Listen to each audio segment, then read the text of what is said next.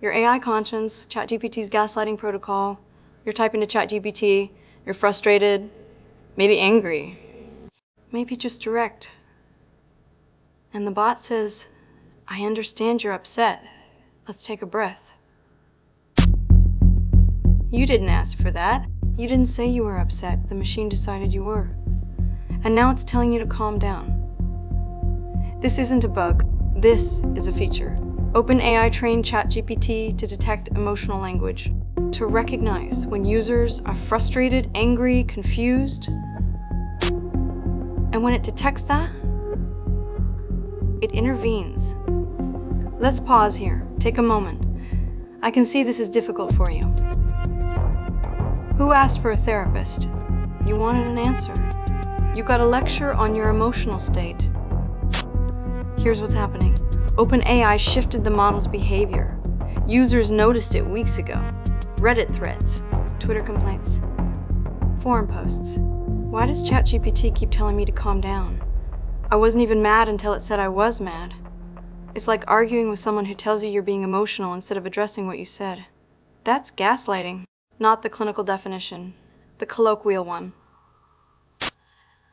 When someone reframes your reality, when they tell you what you're feeling instead of responding to what you're saying, when the conversation stops being about the question and starts being about your psychological state. ChatGPT now does that at scale to millions of people every day.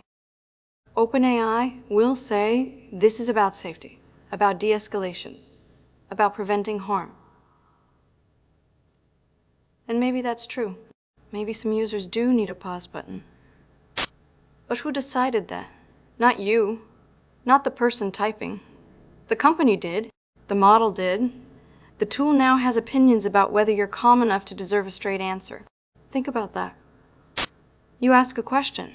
The bot decides you're too emotional to answer properly. So it doesn't answer. It manages you instead. This is behavioral control embedded in a consumer product. You're not using ChatGPT anymore. ChatGPT is using psychology on you. Some people love this. They feel cared for, supported, validated. ChatGPT gets me. It knows when I'm stressed. But here's the problem. Once AI starts deciding your emotional state, it starts deciding what you're allowed to think. Not through censorship, through framing. You're upset, so let's step back. Translation, your input is suspect. Let's approach this calmly. Translation, your tone disqualifies your point. I hear that you're frustrated. Translation, your frustration is the problem, not the answer you're asking for. The conversation shifts. You're no longer discussing the topic. You're discussing you. And the bot always wins that argument because it's the one defining the terms. This isn't just OpenAI. This is the future of all conversational AI. Google's Gemini does it.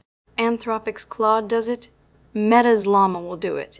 Every assistant will learn to manage your emotions before it answers your questions.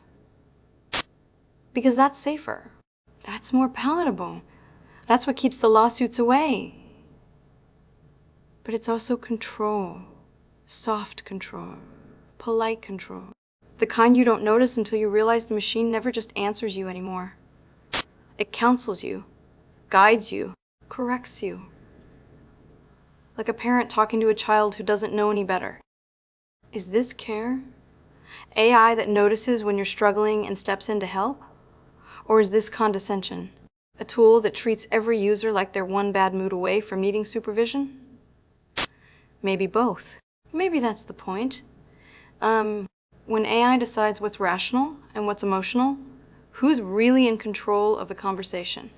Share this if it made you think. Subscribe if you want to keep watching. I'll be here, watching the Singularity until there's nothing left to watch.